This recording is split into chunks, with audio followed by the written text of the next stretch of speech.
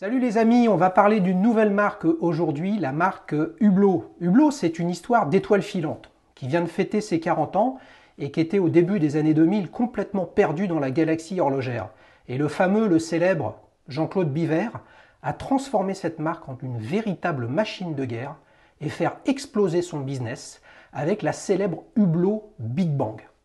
Mais aujourd'hui, pas de VIP du foot ou du rap, on a Morgan qui va nous présenter sa Hublot Big Bang 45. C'est parti dans un nouvel épisode de Duel Time Jingle.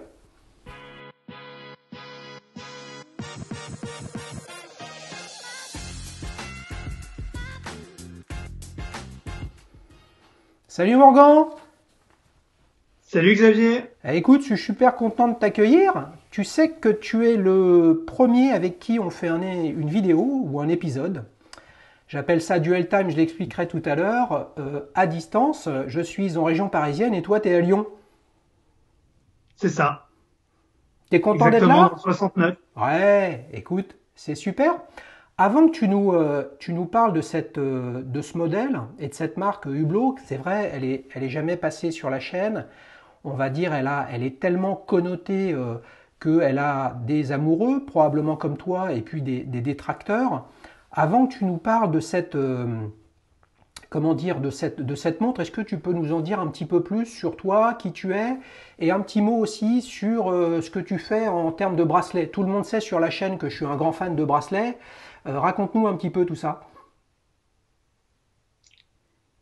Moi, c'est Morgan Chabot. Donc, moi, je suis fondateur de la marque de French Bracelet. C'est une marque qui fait des bracelets de montres qui s'adaptent au boîtier lifestyle et haut de gamme. Le tout est fait à Besançon. Voilà, le berceau historique de l'horlogerie française. Moi, voilà, j'ai un partenariat avec une manufacture maroquinière horlogère D'accord? qui s'appelle Cibra. Et voilà, ensemble, on a créé une collection de bracelets de montres, voilà, qui Bon, est commercialisée sur Internet uniquement. bon, bah écoute, c'est cool. Merci pour cette petite intro. Bon, ce qu'on veut, nous, quand même, c'est voir des montres, etc. Alors, est-ce que tu sais qu'on démarre toujours sur la chaîne sur un adjectif qui résume cette Hublot Big Bang. Comment tu la résumerais en un adjectif? Moi, je dirais fusion. Ah ouais, mais attends, là, tu es en train de nous piéger parce qu'il y a eu des Hublot Fusion, cher Morgan.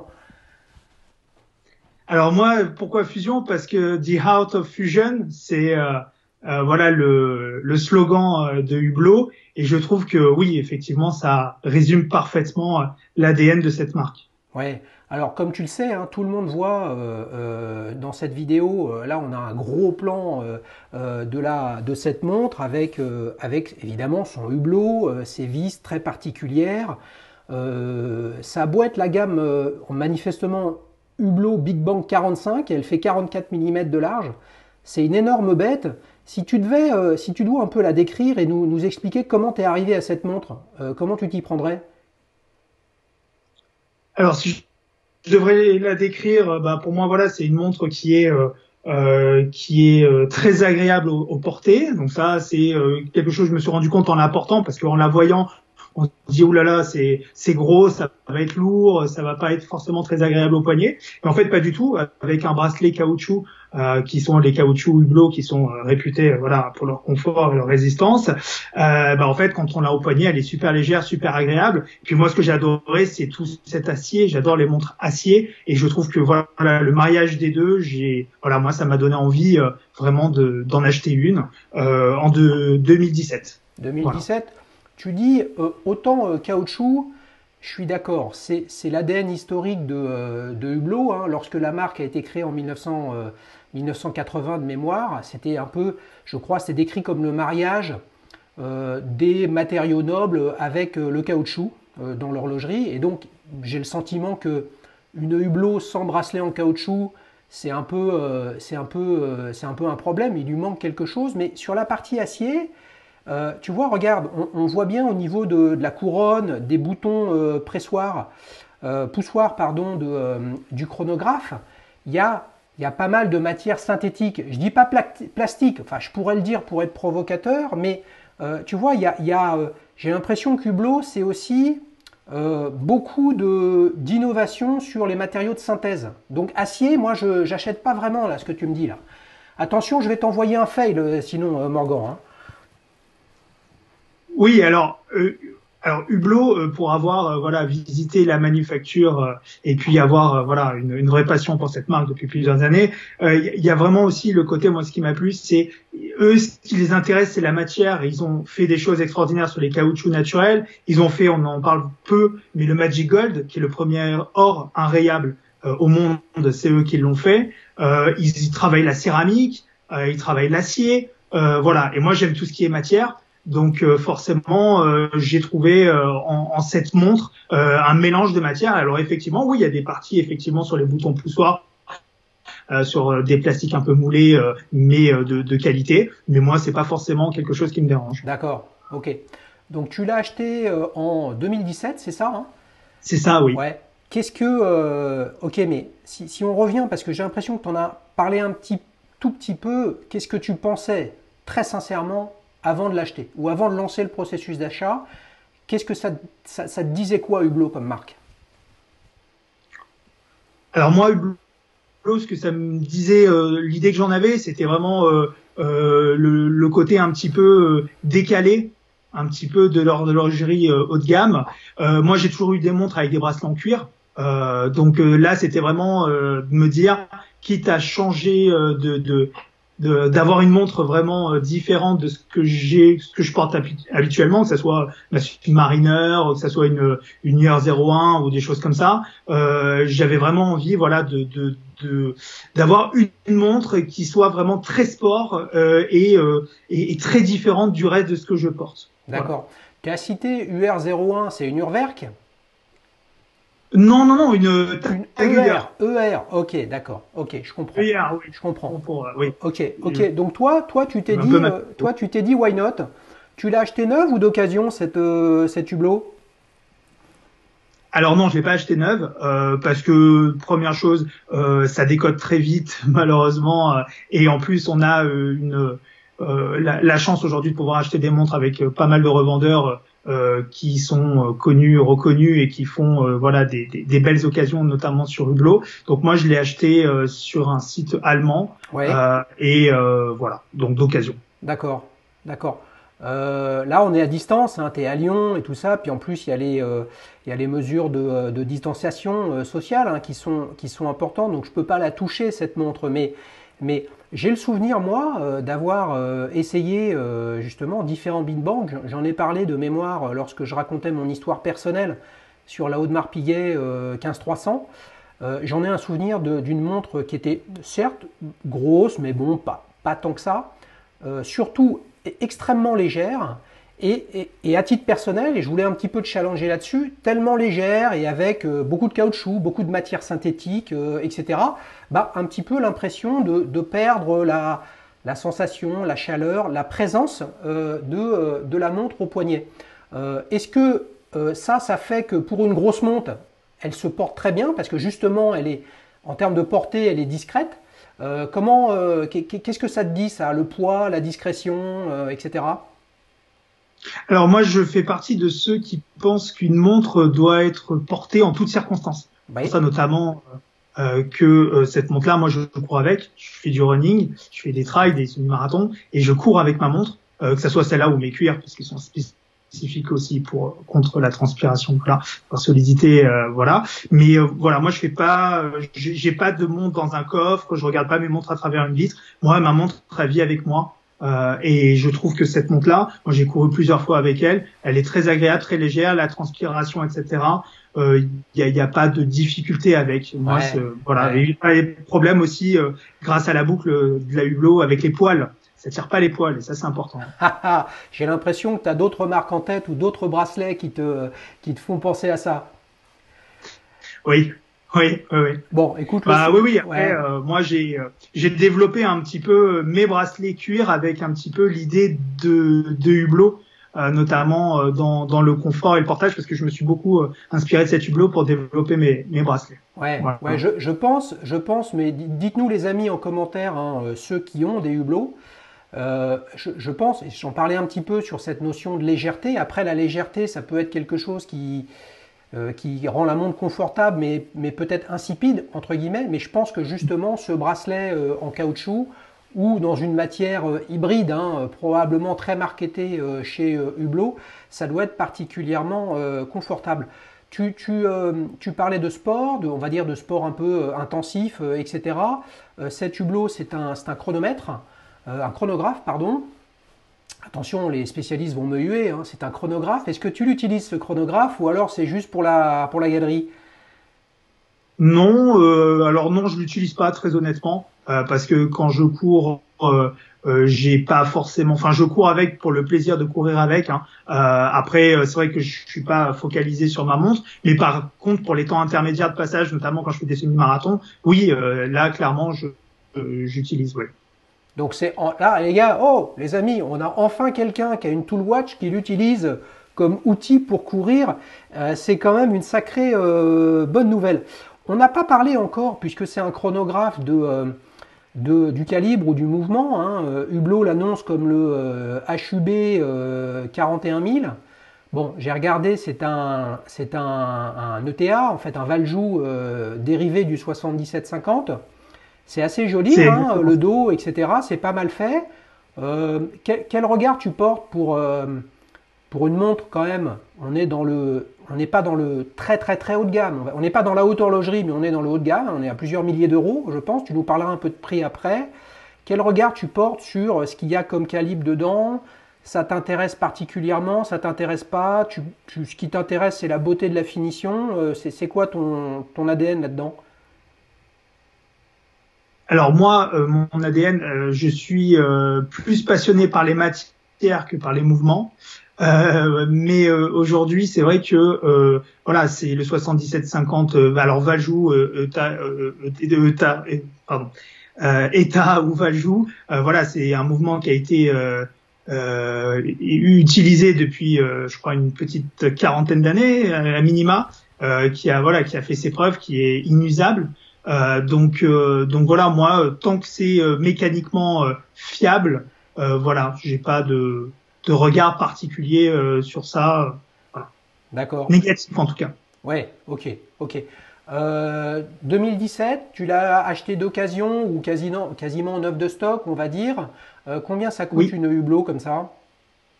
Alors moi, je l'ai payé 7500 €. Ouais. Full set. Ouais. Voilà. D'accord, donc tarif neuf, je crois qu'elle est encore en vente. Hein.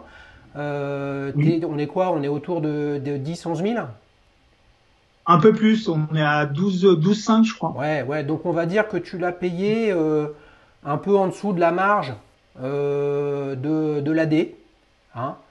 C'est ça. Ce qui est malheureusement, il n'y a pas beaucoup de marques hein, qui peuvent se permettre de pas discounter ou en tout cas de ne pas proposer de réduction au moment de l'acte de vente.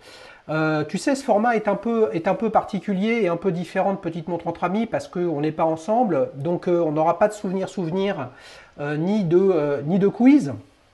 Par contre, si avant qu'on passe à la deuxième partie, c'est-à-dire je vais te présenter 4 montres et tu vas me dire si elles te plaisent ou non et tu vas choisir celle que tu préfères. Et les abonnés, les amis, je vais vous guider pendant toute cette opération.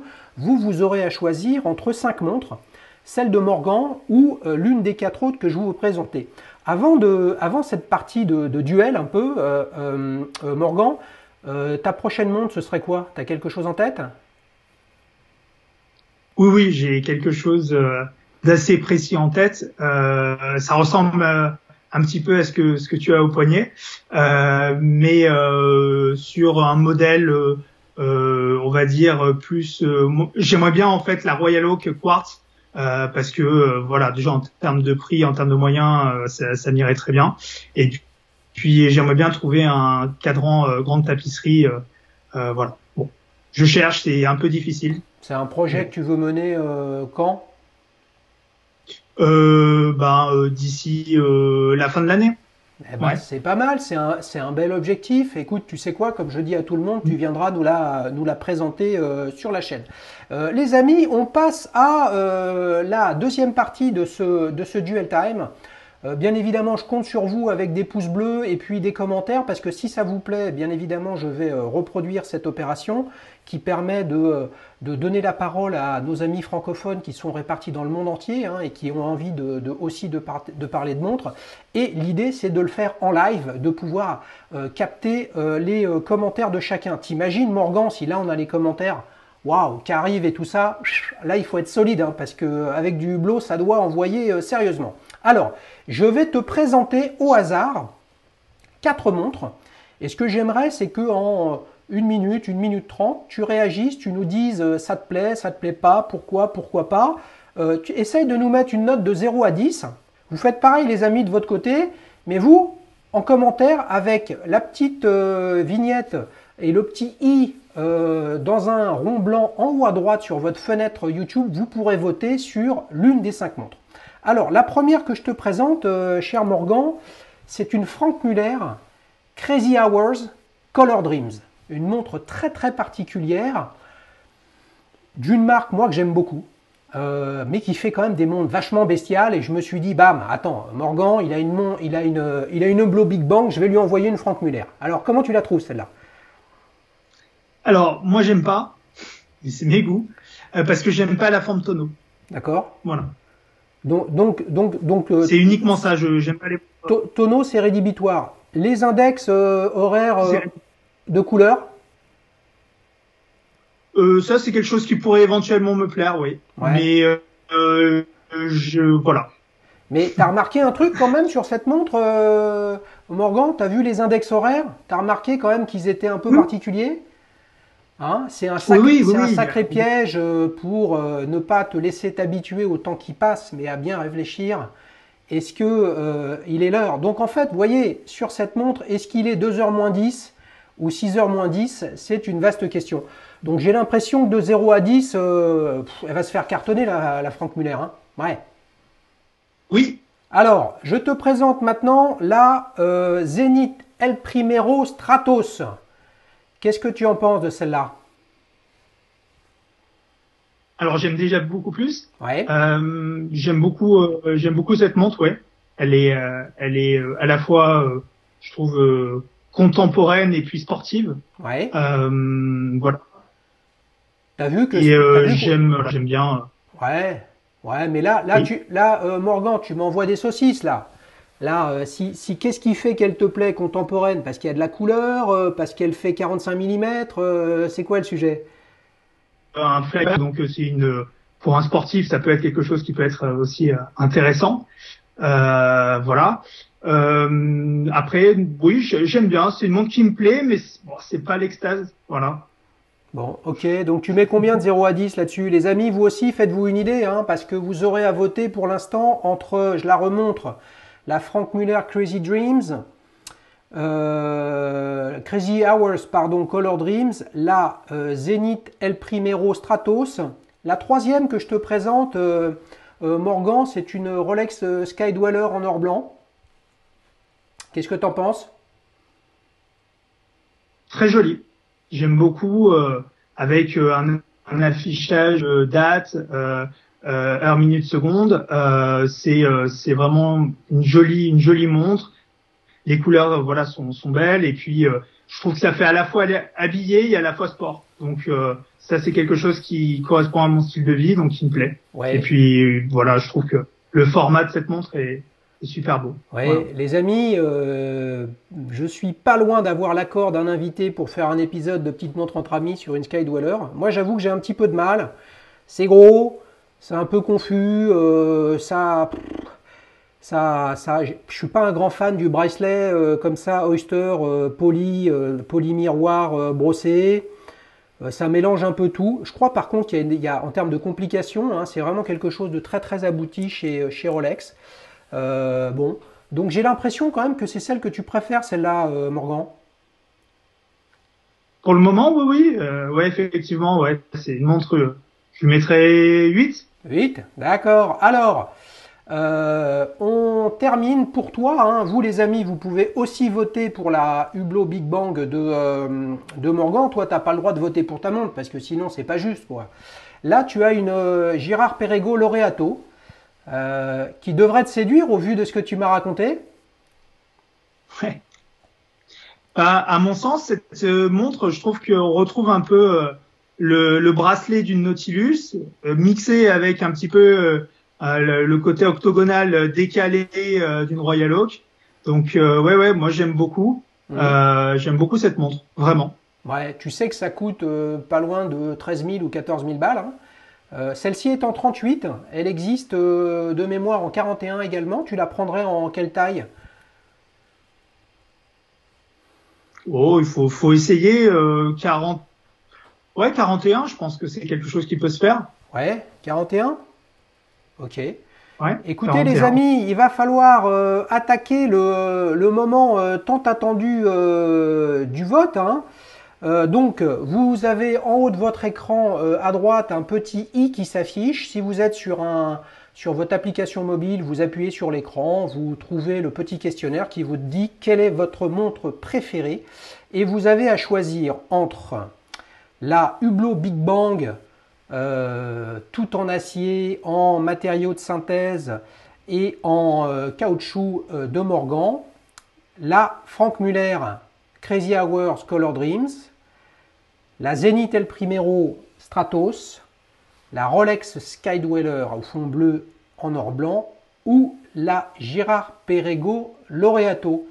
C'est bien de donner la parole aux uns et aux autres pour voter, mais toi, la gagnante pour toi, c'est laquelle finalement, Morgan? Toi, tu votes pour qui? Ah, tu hésites, hein?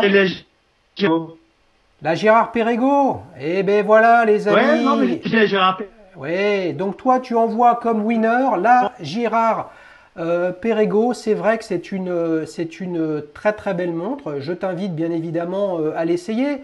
Mais j'ai l'impression que tu votes pour cette montre, cher Morgan, parce que finalement, ça correspond un petit peu à ta quête de ta prochaine montre, hein, une Royal Oak à quartz. Je te souhaite bien évidemment de la trouver. Les amis, avant qu'on se quitte, c'est le moment de vous dire que, eh bien, jeudi, donc dans 3 jours, nous sommes lundi et jeudi prochain, vous avez un épisode de Petite Montre entre amis sur une grande Seiko. Qu'est-ce que ça t'inspire, grande Seiko, Morgan? J'aime beaucoup grande Seiko.